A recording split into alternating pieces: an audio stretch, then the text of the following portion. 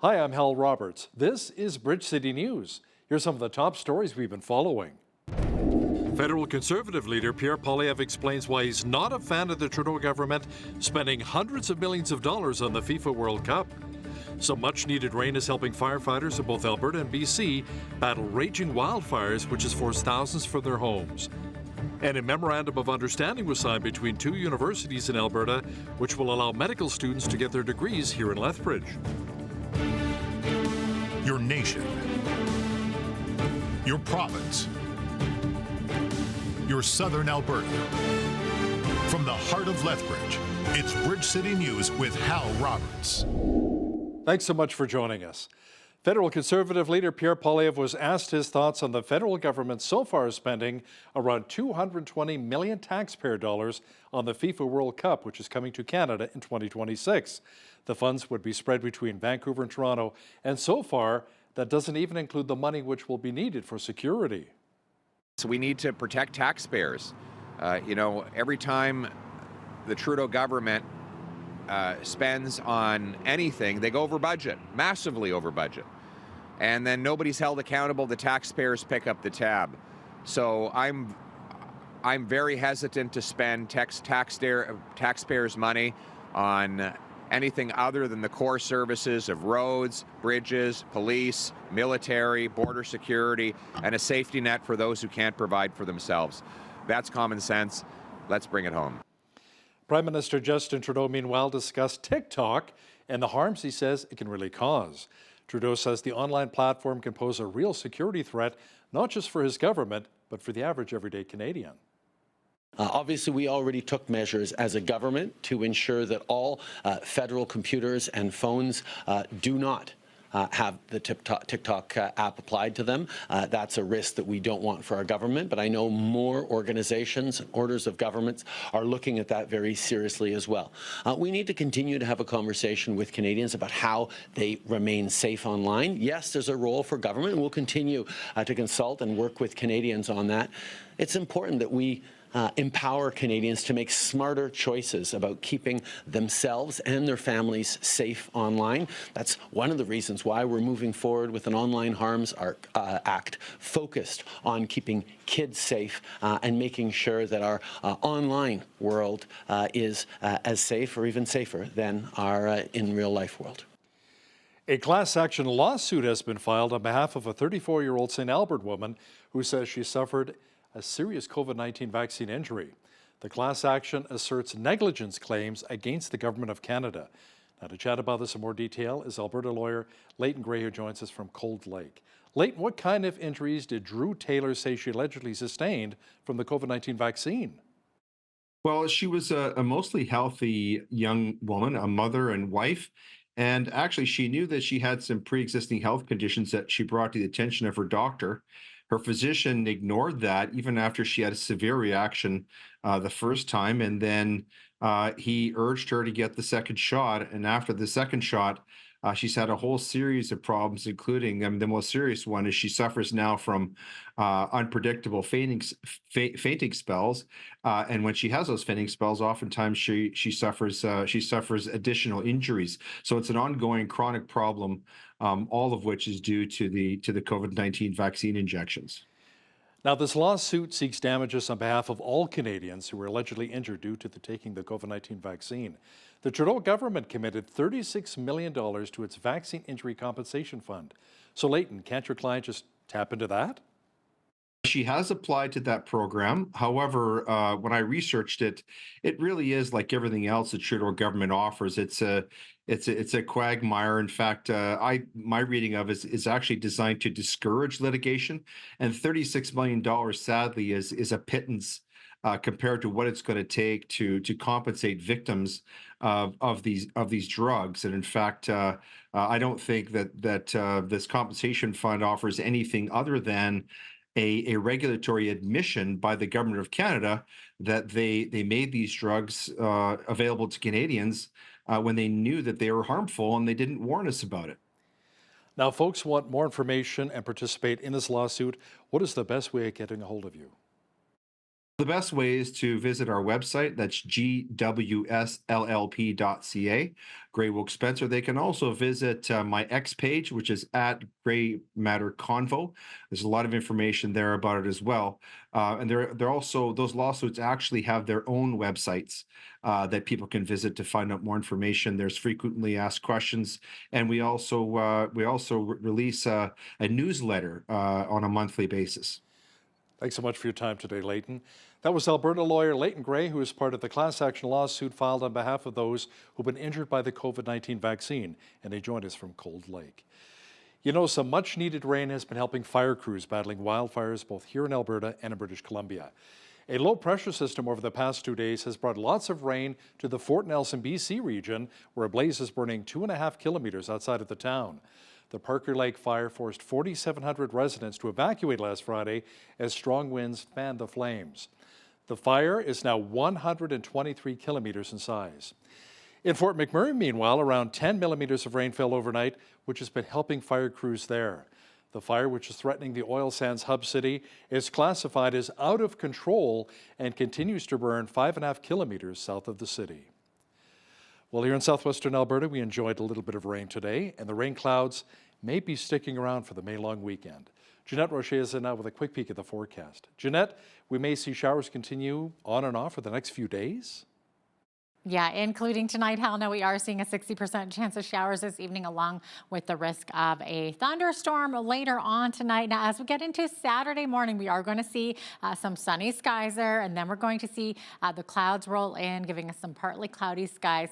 By Saturday afternoon, that's when we could see that 30% chance of showers, as well as an afternoon thunderstorm. Okay, and we are seeing much the same for the rest of the weekend as we get into Sunday and the Victoria Day holiday. We're going to be seeing partly cloudy skies and a chance of showers. And I'll be back later in the show to give you that extended weekend forecast. Hal? Great. Thanks so much, Jeanette. A memorandum of understanding was signed today between the universities of Lethbridge and Calgary. Now, during this ceremony, Michelle Hellstein and Penny Werthner, officials of those post-secondaries, highlighted the medical benefits that this will bring to our community. Soon, aspiring medical professionals will have the opportunity to complete the entirety of their U of C medical degree at the University of Lethbridge. So it's an exciting day, and it's an important day for our community. It recognizes that we are indeed moving forward with this initiative. Thanks to funding from the government of Alberta. Once we get the program fully running, we're looking at 30 students per year. We'll start out with a slightly smaller number in the first year of that programming. This program is going to have a huge impact on the availability of doctors in not only the city of Lethbridge, but across southern Alberta. What we know is that if you recruit students locally, if you train them locally, they are just way more likely to stay locally. We've seen these distributive medical education models work in other regions of the country. They have great success rates, and so we know that these students, many of them, are going to make Lethbridge and the Southern Alberta region their home. And the partnership between University of Calgary, where we have a medical school and great expertise, and then partnering with University of Lethbridge to put that in place in this location is absolutely unique. And I think what I love about it, it shows that we can work very well together as educational institutions to do what the community really needs to have done with our expertise. We need many, many more physicians, and particularly family physicians. The government of Alberta recently announced the establishment of the Rural Medical Education Program Training Centres, which enhances physician training across the province. An exciting new exhibit was unveiled in Drumheller at the Royal Tyrrell Museum. The first life exhibit will explore some of the earliest life on Earth, which includes microbes, multicellular animals, and recently discovered Canadian fossils. Government officials say the museum showcases some of the best specimens of paleontology and inspires a lifelong interest in science. The first life exhibit will fill the Royal Tyrrell Museum's newly redeveloped 1,750 square foot gallery and create exciting new things for Albertans to discover. As one of Canada's most visited museums, the renovations modernize the experience for both first-time and returning visitors. In this exhibit, visitors will be able to view some of the oldest known fossils, including the earliest evidence of life in Alberta. First Life helps tell Alberta's unique and fascinating story through new videos, illustrations, models, and hands-on activities. You know, with summer just around the corner, the City of Lethbridge announced that 2 of the city's 3 spray parks are now open. The largest, the Legacy Spray Park in the North End, is open. It includes a family zone and a space for children ages 5 through 12. The Rotary Centennial Fountain by Gull Gardens, meanwhile, is also open. It showcases close to 100 water jets, which are synchronized with light and music. Both spray parks will remain open until the Labor Day long weekend. The City of Lethbridge's patio and parklet program is back. The permit program will allow business owners to transform streets and sidewalks into spaces for people and not just vehicles. Officials say in order to participate, an applicant must have a minimum of 2/3 of neighboring block-facing businesses sign off to support the parklet, since these businesses could be impacted by loss of parking. The Umami Shop has been participating in the program since 2018. Staff there say it brings a fresh, modern look to the downtown core. It also allows more people to enjoy their lunch outside and network. For more information about the patio and parklet program, it can be found on the City of Lethbridge website. You know, we all struggle against negative thoughts and emotions. But did you know that if you consistently think about something, be it positive or negative, it can change your brain and become an ingrained behavior? Alan Weisenbacher, author of the Brain Change Program, has more. Your brain cannot tell the difference between imagining doing something and doing it for real in terms of how it changes your brain. And so if you're imagining doing wrong, if you're imagining slapping a coworker or entertaining thoughts of lust, it's changing your brain in that way. And all of a sudden, the Bible makes a whole lot more sense, saying, if you think of these things, if you think of lustful thoughts, it's like you're committing it.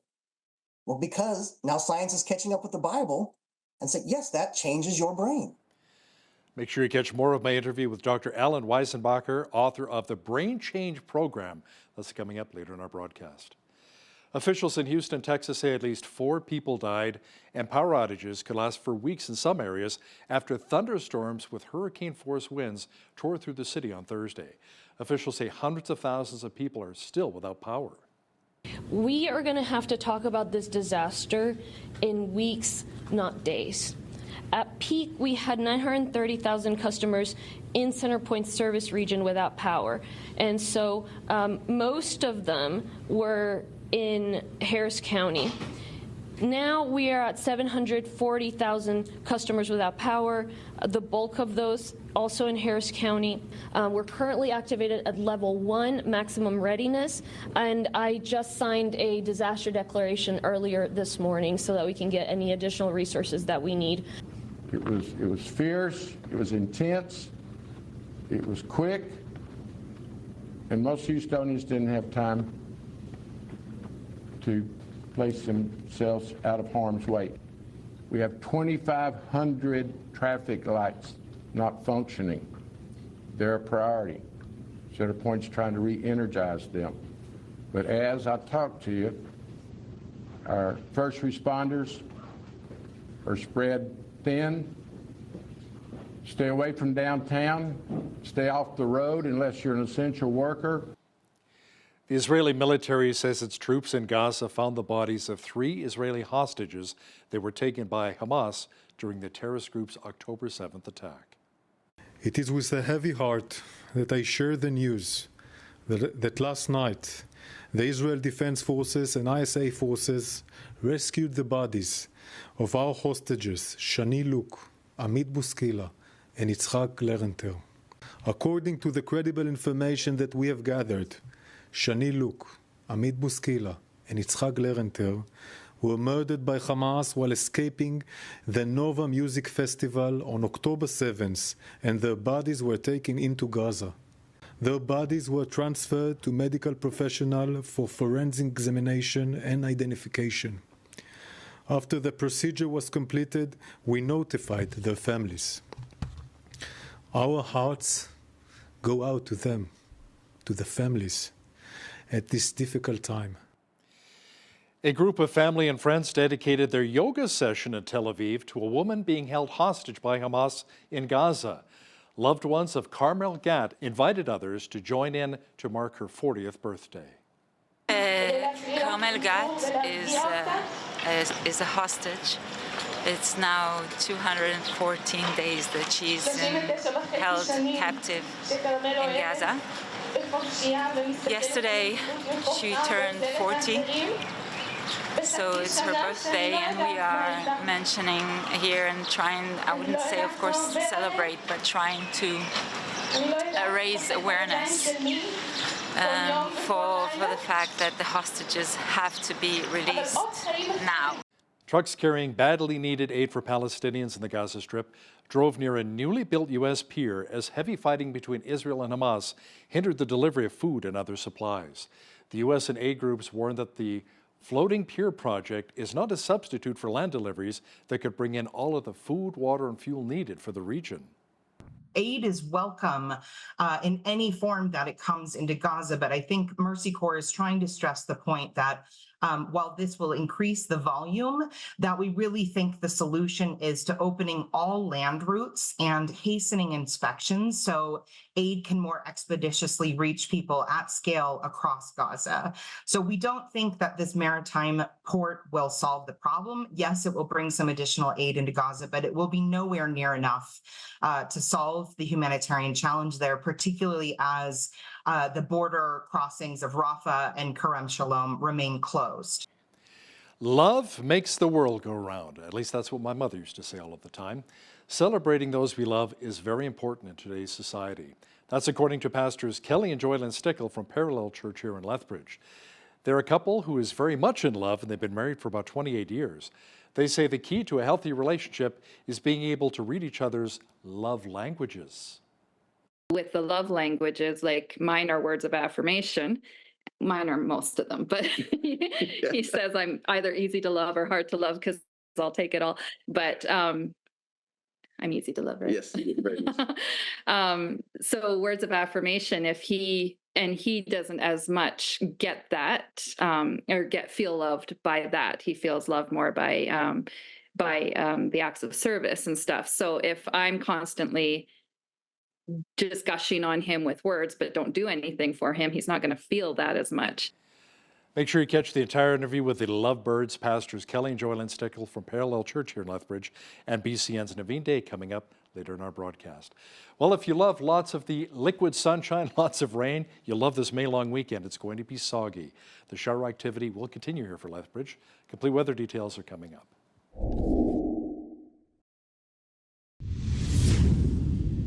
Thousands of Albertans are heading out for some camping adventures this May-long weekend, and I, in fact, might be taking my family on a hike to Bertha Falls in Waterton. Jeanette Roche, who made the suggestion, is now with a look at the May-long weekend forecast. Jeanette, the question remains, should I take along maybe some raincoats and umbrellas? Oh, that's the question of the day for sure. But considering it's an extended long weekend in May, I would say your chances are pretty good that you should bring along some rain gear for that, Hal. And oh, you guys are going to have so much fun if you do it. But yes, bring along some rain gear if you are planning any outdoor activities, because all 3 days of this holiday weekend, we are seeing a chance of showers. So even on Saturday, we're seeing the start of the day looking fairly sunny. We're going to see partly cloudy skies. We could even see a risk of a thunderstorm on a Saturday.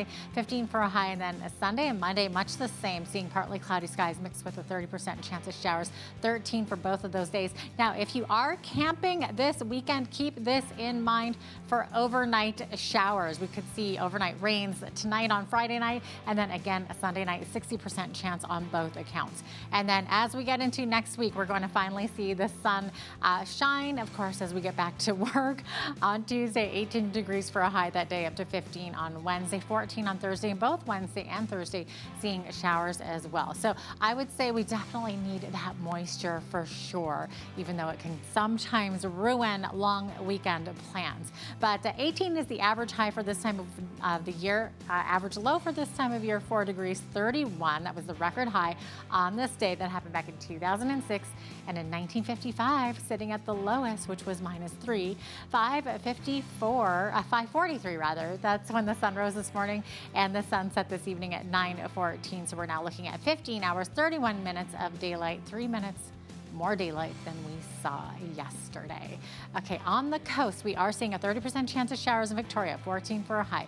Same thing in Vancouver, 14 for a high, 60% chance of showers, 30% chance of showers in Edmonton tomorrow, with us sitting at 11 degrees. Could see partly cloudy skies throughout the day as well. Same thing, Calgary, very much the same as Lethbridge. Starting out sunny, seeing a partly cloudy skies, 30% chance of showers, risk of an afternoon thunderstorm, high of 13 degrees there. As we get into the rest of the prairies, we're seeing more moisture again. So we're seeing a 60% chance of showers in Saskatoon, 11 for a high, 30% in Regina, 14 is the expected high. Same thing for Winnipeg, high of 14, and a 60% chance of showers. Now Winnipeg and Regina also seeing fairly gusty winds, gusting up to 50 kilometers per hour in both of those prairie cities. As we get into the central part of the country, Toronto seeing a 30% chance of showers, 22 for a high, 25 in Ottawa, 30% chance, and clearing skies in Montreal, high of a lovely 26 degrees. Should be a beautiful day in Montreal there on Saturday. As we get into the Maritimes, Fredericton 21 with a mix of sun and cloud. Halifax could see 2 to 4 millimeters of rain. 13 is the expected high, and 17 for a high in Charlottetown. Looking at 30% chance of showers, a 40% chance of drizzle as we get over to St. John's, 5 degrees for an expected high there. So there you have it. That is your forecast. Loblaw says it's ready to sign on to the Grocery Code of Conduct. A group of leaders in the food industry developed the voluntary code with the intention of leveling the playing field for suppliers and smaller retailers. It appeared, however, to come to a halt last December when both Loblaw and Walmart Canada said they wouldn't sign over concerns it would raise food prices for consumers. After months of negotiations, however, Loblaw now says it's comfortable signing as long as all the other industry players do as well. Canada and the United States are making their first co-investment in critical minerals producers. Natural Resources Canada and the U.S. Defense Department are putting together a total of about $32.5 million to boost regional supplies. The money will go into Fortune Minerals, working on a project with bismuth and cobalt in the Northwest Territories. It will also support Lamico Metals, which is focusing on a graphite project in Quebec. Ottawa says the collaboration will help secure supplies that are needed for both the green and digital economies. As Tim Hortons celebrates 60 years in business, a senior research analyst at Bernstein says it has the potential to become the next McDonald's of Canada. Danilo Gargiulo says the Canadian fast food chain has a fiercely loyal customer base and has spent a lot of time innovating with food. Tim Hortons has 5,800 stores across 19 countries, and millions of people enjoy their breakfast items. But Tim Hortons executives say it still has room to grow later in the day as the company works to bring in more afternoon and evening diners. Now, here's a look at today's markets. The TSX was up 165 points on the day to finish at 22,465. The Dow was up 134 points to 40,003. The S&P 500 was up 6 on the day to 5303, and the Nasdaq was down 12 points to 16,685. West Texas Intermediate Oil was up 75 cents to $79.98 US per barrel. Natural gas was up 14 cents to $2.63 US. Gold was up 38.36 on the day to $24.15.22 US an ounce, and silver was up $1.92 to $31.49 US an ounce. Feed wheat is at $9.44 per bushel, barley's at $6.37, canola's at $13.85, and corn is at $7.92 per bushel. Live cattle June contract was up $2.03 to $181.05. Feeder cattle were up $1.88 to $246.73, and lean hogs were down $1.88 to $96.50. The Canadian dollar was up slightly over the past 24 hours to $73.46 US.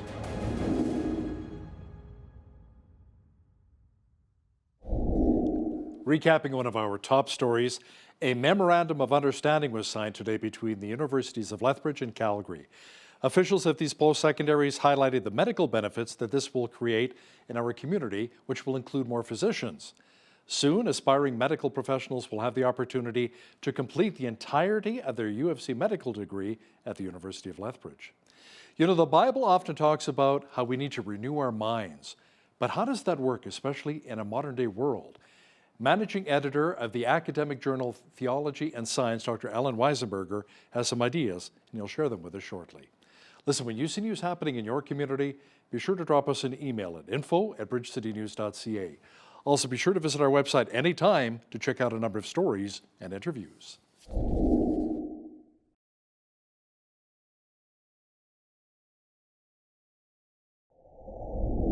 You know, I think we all struggle with bad thoughts at times. We get angry or maybe even say things we regret later. The Bible says that we need to really renew our minds, but how exactly does that work? Our guest today has some ideas. Dr. Alan Weisenbacher joins us now from Castro Valley, California. He served for many years as the chaplain with the Denver Rescue Mission, and he's the managing editor for the academic journal Theology and Science. He's also the author of the Brain Change Program, 6 Steps to Renew Your Mind and Transform Your Life. Alan, welcome to Bridge City News. Thank you. Thank you very much for having me. So what would you say to someone who doesn't believe that they really need to change the way they think?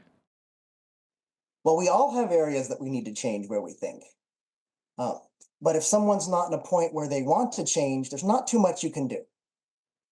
But if someone recognizes there's a problem, wants to make a change, then I can help provide resources for that. Now, you described 2 approaches to personal change that can actually be found in the Bible. Can you explain both the Paul and Jacob programs? Well, we all want the Paul program. This is where we're microwaved into instant change. We're knocked off our donkey and we're brand new. It can happen, praise the Lord, but it's rare. Most of us are on the Jacob program, where Jacob, to change his character, he had to go to a 14-year treatment program with his uncle, and gradually changed over 14 years. He was microwaved into change. And that's where most of us are at. Now, you're right that our brains actually have kind of a plasticity to them. Can you maybe explain how the brain creates new neurons, where they go, and how they influence our way of thinking and our behavior? Well, our brains are not a static machine. They are learning, growing, and changing at a physical level our entire life, no matter how old we are. And so new neurons are being created, and they like to go to the areas with the most activity. So if that area is kindness, it goes and strengthens kindness. If that area is anger, well, now we're strengthening anger. And just like a muscle, the pathways in your brain you use the most become the strongest, the quickest, the fastest. And those are the ones your brain is going to want to take automatically. It could be a bad path or a good path. So why is it that certain traits like anger become embedded in our character? We hear of the term of grumpy old men all the time. Well, just depends on how often you use it. If you have exercised anger long enough, it's like sledding down a snow hill. You create this deep groove, and your brain is going to take that anger groove whenever life throws you a curveball. And it's going to take some work to make a new groove. So how does that actually work then? What would that look like in your opinion? One step, there's several ways one can do it, is to simply get off that path as much as possible. For if, like a client of mine, struggling with alcohol, they might have to redirect off of that path 60 times a minute when they start. It's hard. But the more they do it, the easier it gets. Then you only have to do it 30 times a minute, then maybe twice a minute, and so on until the other path of sobriety gets bigger and stronger, where that could be peace instead of anger, calm instead of anxiety.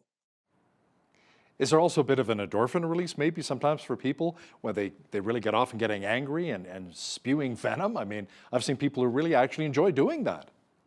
Yes, it can cause people some pleasure. And the trick is if someone is in that mode and they want to do something different, you need cheerleaders. You need people to tell you, good job, way to go, so that endorphins are released on the new path. So how can we really train our brain to become more forgiving of other people? To start practicing forgiveness in the small things.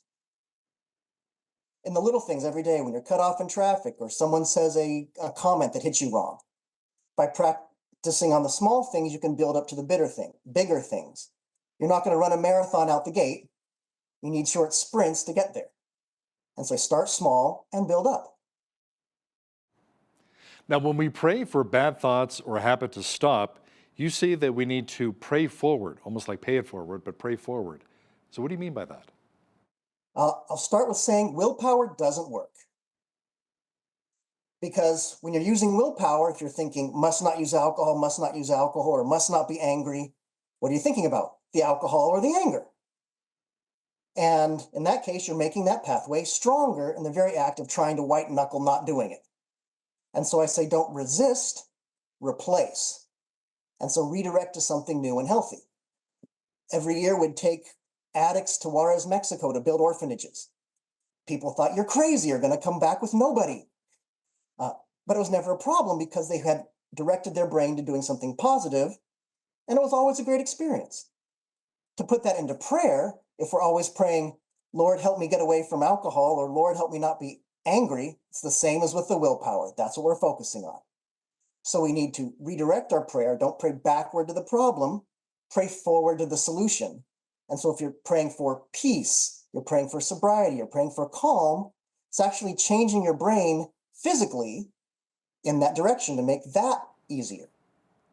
And you know, my doctor says as well, Hal, you'll live a lot longer when you take more of a positive approach to life instead of going down the negative road all the time, where there's a lot more stress and anxiety and, you know, really cuts a lot of years out of your life here. So, doctor, how important is it to be regularly meditating on God's word and things that are positive and true? Well, what I mentioned, don't resist, replace, God's word is an excellent replacement.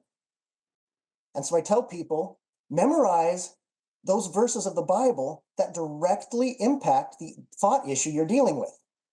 Be very intentional. If you're an anxious person, memorize verses about God's peace, Jesus calming the storm, taking care of the lilies and the sparrows. And that can serve as a replacement, so you begin to strengthen a pathway for that verse in your brain. I've rehearsed the verse about God taking care of the lilies and the sparrows so much that when I get anxious about something, that image just appears in my brain as kind of a stop sign. It's like, don't go down the anxious path. Now, you're right that we become what we imagine. How does our imagination really influence temptation? This was a huge surprise for me when I was researching the brain, is your brain cannot tell the difference between imagining doing something and doing it for real in terms of how it changes your brain. And so if you're imagining doing wrong, if you're imagining slapping your coworker or entertaining thoughts of lust, it's changing your brain in that way. And all of a sudden the Bible makes a whole lot more sense, saying, if you think of these things, if you think of lustful thoughts, it's like you're committing it. Well, because now science is catching up with the Bible and saying, yes, that changes your brain. So how can our imaginations really help our prayer lives or maybe even heal traumatic memories? There's a lot of positive ways you can use your imagination. One, start imagining doing good, and it trains you to start doing that. In terms of prayer, a short little story, I would pray for, say, someone's surgery. Lord, heal them, done. And then my wife would pray at length. And I was like, so what's going on? Are you praying for every cell? She's like, no, I'm just imagining myself as that person, and a whole lot more things come up to pray about. So she's putting herself in their shoes, and I learned a lot more about prayer from that. And so if you're imagining yourself as the person you're praying for, you can pray a lot deeper. And then studying God's word, imagine yourself in a story. If it's Jesus calming the storm, imagine yourself as one of the disciples, straining at the ropes, trying to keep the boat afloat, hearing the grunts of the other people, and you look over and Jesus is taking a nap. And how frustrated you feel. And then Jesus wakes up and calms the storm. By putting yourself in that story in your imagination, you're letting God's word form you at a deep subconscious level and at an emotional level, helping it become part of who you are. Now, in your book, you discuss the fight phase that we inevitably encounter when trying to make positive changes. Tell me more about that. The fight phase, that's when it's the big struggle. You're first tackling this deep brain groove, and you're trying to get out and onto another path. That takes a lot of work, the 60 times a minute. Every time you resist, you're taking one brick off a superhighway and putting it on the little path that you want to build. One brick at a time. It takes a lot of work. That's the fight phase. And even if you fail, what I tell people an encouragement is if you fail, if you get right back on your brain construction project, you don't lose all the work you've done. It's still there. So that's the fight phase. So what would you say to someone who's been really trying hard to work through the 6 steps to renew their minds, but they get to the point where they just feel like giving up? It's, again, we're on the Jacob program. This isn't the Paul program. This is a daily, regular discipline. And if you're struggling, get more people on your brain change team who can encourage you and help you. For some people, your paths are so deep and big and worn, you're going to need help to get out of them. You can't do it alone. That's why we have churches and community. We're meant to do this with other people. So what advice would you give to parents or even grandparents who have preteens or teens in their lives, because there's a lot of stress and anxiety with a lot of our young people today, to really think of a more positive approach and to be more positive to them, so they also think more positive in their lives? First, well, I have an 11-year-old and a 7-year-old, both boys, and I'm right there, trying to encourage them to be positive people. And one is to put it into practice, do what we say. And so by seeing us do it, it helps change their brains. And then there's practices you can put into place. Every night before bed, I ask our boys, what things are you thankful for today? Sometimes they have to think hard, but they're guaranteed you can find some things. And that is a simple way to do that. To practice everyday forgiveness, because siblings will fight, there'll be disagreements. To ask for forgiveness and grant it, to begin to train people. Or even with, if something does something wrong, I call it the, just kind of the other reasons game. And so if someone cuts me off in traffic, I ask the boys, can you think of some good reasons why they might have done that? I instantly think, they cut me off because they're bad and I must punish them with a finger gesture.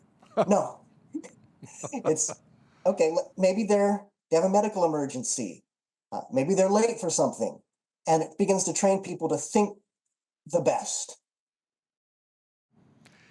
You know, it's funny, a lot of us always think that there's a solution for every problem. But many years ago, I worked with somebody who had the opposite mindset. There's a problem for every solution. It was unbelievable. Like, I'd come up with these solutions, and he'd always say, yeah, okay, but the problem with that, and that's what he'd always say to me, Hal, the problem with that. I'm like, dude, so how do you talk one-on-one to another adult about maybe changing that mindset? Well, in that mindset, I have some clients who've done that, and they just problem every solution you offer. And in that case, I just tell them, guess you're stuck. You are stuck in your problem, and you're not willing to have a way out. But I'm here when you are willing to admit that maybe there's some things that need to change, or you're willing to try one of these things. Because there needs to be a willingness to change. If someone is resistant, it's really hard. You can't just drag them kicking and screaming into sobriety. It's not going to work, or whatever the problem is. So, Alan, any final advice for our viewers on Bridge City News here, how to really renew and transform our minds? One, imagine good things, pray toward good things, soak yourself in God's word so that becomes who you are at a physical level. We know now that science is caught up with the Bible. The stuff that the Bible says is affecting us even at a physical level.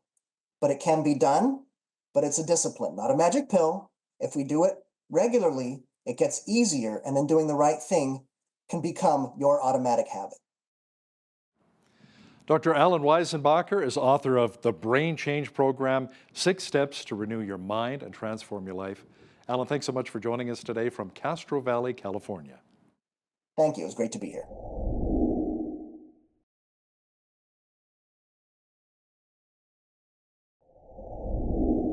You know, maybe people agree that marriage is a relationship ordained by God, but it can be tricky to keep that relationship thriving.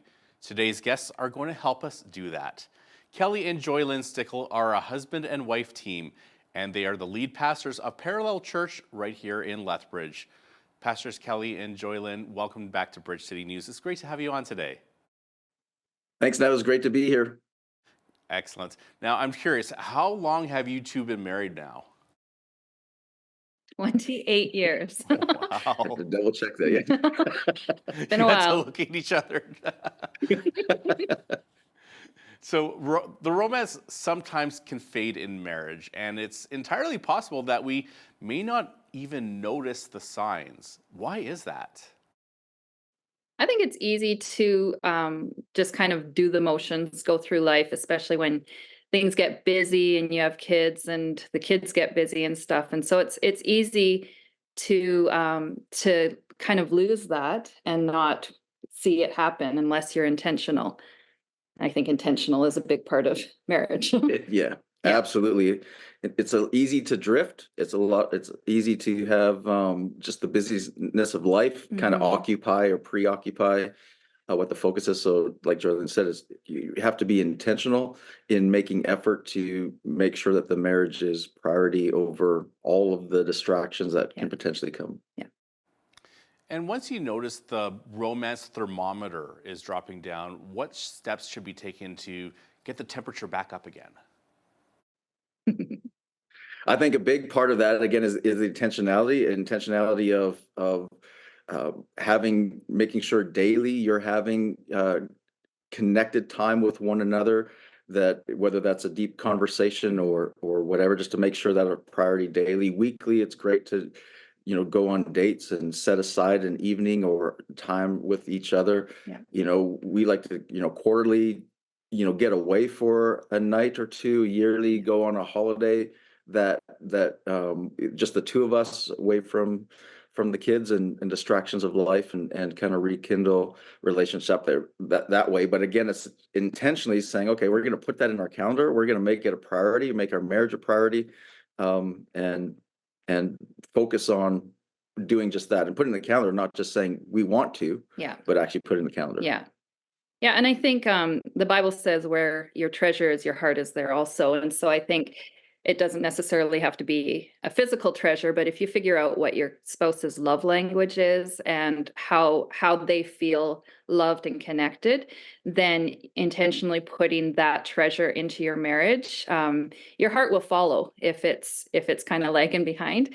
But yeah, I think it's easy, like we had said, it's easy to kind of get overwhelmed and just go through the motions. So just being intentional, putting it in your calendar is a big part of it. Now let's talk about married couples for a bit here, because long ago I was married and didn't last very long, but I want to talk about like the honeymoon phase, because that can wear off sometimes. And I noticed that very early on into my marriage, I started noticing things like, oh, like she's snoring louder than she normally does, or like has her morning breath always been that pungent? So what are some steps to stay in that honeymoon phase or keep it going longer? I think the honeymoon stage is often what we classify as the feelings of love, that feeling part of love, which is there, and it's a real thing. But love is much deeper than just the emotions that we feel on a time. And so when we get familiar with someone and we get to know them, we get to see the real them. Sometimes the feelings aren't there, but what Paul describes love in 1 Corinthians 13 is like, love is patient. Well, I don't remember the last time I had the feeling of being patient. It's not a feeling driven thing at all. And love is kind. Love is doesn't envy. Love keeps no record of wrongs. None of what he lists in 1 Corinthians 13 is based on feelings. So there are decisions that we have to make on a daily basis and push beyond the feelings, the emotions, the triggers, all those things, and just say no, despite the nuances of being imperfect people with one another, that we're going to push beyond that and choose to love, choose to be kind, choose to be patient, choose to be keep no records of wrong, and make those choices every day. Yeah. And I think it's important to recognize that especially however long we've been married, you're always growing as a person, or you should be always growing as a person, and your spouse is always growing as a person. So if you are stuck in who they were when you were dating, and not allowing them the chance to grow and the growing pains that go with that, then you're taking away a lot of what real life is. And the beauty of being in a partnership like a marriage is that you get to grow each other, and you get to sharpen iron sharpens each other, right? Right. And it's a cool thing to just give them the space and give yourself the space to become who you're becoming. And that is hard sometimes, right? Yes. Now, obviously, it's important for couples to communicate in some fashion that you love and appreciate one another. I mean, I've heard some guys say, like, well, I told you when I met you I love you, and if anything changes, I'll let you know. Obviously, that's not healthy. So any suggestions on how we can do this and how often we need to show our love and appreciation? Love languages. Yes. Yeah, I think you should be the biggest cheerleader for your spouse, and you should be the biggest student of your spouse. And so figuring out who they are and how they feel love, and yeah, and show them that way, because they're going to feel it better that way. So with the love languages, like mine are words of affirmation. Mine are most of them, but he says I'm either easy to love or hard to love, because I'll take it all. But I'm easy to love, right? Yes. Very nice. So words of affirmation, if he doesn't as much get that, or feel loved by that, he feels loved more by the acts of service and stuff. So if I'm constantly just gushing on him with words but don't do anything for him, he's not going to feel that as much. And so again, being intentional, being the student of your spouse, and making it your priority to study who they are and how they feel loved is a big part of it. And if couples haven't read that book, The Five Love Languages, it's a must for every marriage. And the natural tendency for all of us, is like Joylyn said, is to give what we receive naturally ourselves, is to give that back. But that's not necessarily the language that our spouse receives. And so we need to be able to speak their language over our own preferences, and give preference to what they need most, and do that on a daily basis. Like that's not something that you let slide for a while and say at the altar and never say again. like it's a daily practice of making sure that they feel loved and cherished, and our priorities over anyone and everyone else. Yeah. I agree what you said about the 5 love languages, because it's amazing that that book has really gained popularity even in non-faith relationships. In fact, being on dating apps, I've noticed a lot of people are even asking what their love languages, asking each other what their love languages are, or saying these are my love languages, or they're sharing their Myers-Briggs. But what really fascinated me was they are talking about love languages. So I think that's really fascinating, that something that came from a Christian author is really so popular amongst all kinds of relationships here.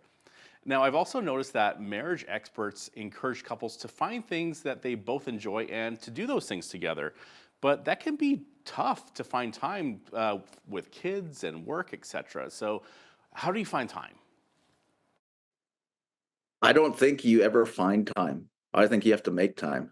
You claim time. You claim time. Yeah. And I think you have to make it a priority and saying, okay, well, if we just wait to find time, life's going to eat that up really quick. I think you have to be intentional and make the time, and pay attention rather than just get distracted or what grabs your attention. Pay attention, make the effort to pay attention to your spouse, make the time to be together and to do things that you enjoy together. And I think it's super healthy for kids to see a strong relationship between parents and to not be the center of attention. So they're going to go into stronger relationships when they're older if they've seen it demonstrated throughout their life, and they've seen dad prioritize mom over over them sometimes too, right? And vice versa. And so you're helping your children by showing them how a good relationship works and that mom and dad are prioritized, and that gives them security as well, to know that Absolutely. that they're secure in the family. Now, today's couples typically watch a lot of TV programs together, and there's a lot of binge-worthy content out there. But they can also get influenced by social media, and this can portray a somewhat unrealistic view of what a husband or wife should look like and how they should behave. Do we need to adjust our marriage expectations? Absolutely. I think social media has probably done a greater disservice, I think, than even television lately. Yeah. I think a lot of times what we do, we can walk right into the comparison trap where we begin to compare our behind the scenes to somebody's highlight reels. And we have to recognize that what is portrayed on social media is somebody's highlight reels. You're not seeing behind the scenes. You're not seeing all the messes and the messiness of life that is real. Yep. And so it's dangerous to watch somebody on social media or watch a marriage on social media and going, oh, I wish my husband was like, or I wish my wife was more like, or I wish our marriage was like that. A very dangerous thing to do, to walk into that comparison trap, and it puts undue expectations on yourself, but undue expectations on your spouse. And recognize, hey, our marriage is different than anybody else's, but this is our marriage. We don't, this is our relationship. This is our personalities coming together to becoming one, and it's not going to look like everybody else's. And over time, we can start to get critical of one another, especially like if we're seeing the same person every single day, day in, day out, every day, every weekend. How can couples break that cycle of negative communication? In the art of communication, like, psychologists will talk about changing the story in your head. And oftentimes we go in with a preconceived, especially to those that we're closest with, we go into a preconceived idea of, oh, they did that on purpose, or they're trying to, and we end up getting critical because they forgot this again, or there's just like them this. And psychologists say, change the story in your head. And like Joylyn said, is hey, when we were in love, when we got married, why would somebody who loves me so much promise, their lives with mine? Why would they intentionally try to hurt me? If I can change the story, they're not intentionally trying to hurt me. And just simply changing the story in my own head is going to allow me to enter into the communication with not defensiveness, not angst. It's going to allow me to enter the conversation with, hey, being open and saying, hey, this hurt me. I felt this, and I know you didn't mean it, but I felt this, and it becomes a lot easier to have a conversation than going in accusatory. Yeah. And as unique and wonderful as we all are, that means we are all wired slightly differently, which can lead to some conflict. So once an argument starts, what advice do you have on how to fight fair? Well, some of the advice that I use, and we use, and that we counsel other couples in, is to avoid starting an argument with an accusation. So avoid starting an argument with you always. We typically say things like, you're always late, or you never do this for me, or whatever. And we encourage people to not use the words always and never, because they're never true, and to not start a discussion with an accusation with you. Instead, begin the discussion with, or turn the discussion with, hey, I feel when this happened, when you didn't show up on time, when I expected, I felt disappointed, or I felt this. And it's very difficult. People do it, but it's very difficult to argue with someone's feelings. And it's more like, oh, I didn't mean to do that, I'm sorry. We end up typically going into more of having a conversation about the real issues, rather than arguing over, well, I was on time. You're always late. No, I was on time 3 weeks ago. We start nitpicking over the little details, and the argument goes way off the rails, and becomes accusatory. So our natural response when somebody accuses us is to get defensive, and then we fight back. But if somebody begins the conversation with, I feel, it's, I'm not feeling like I need to get defensive, and I'm not feeling like I need to go an attack mode. I want to have now the conversation and get to the real heart of the issue. Yeah. And you need to make space for grace in your marriage, in yourself, and in others, right? And Absolutely. it's just the grace that we get from God. We need to be thankful for that and extend it to others.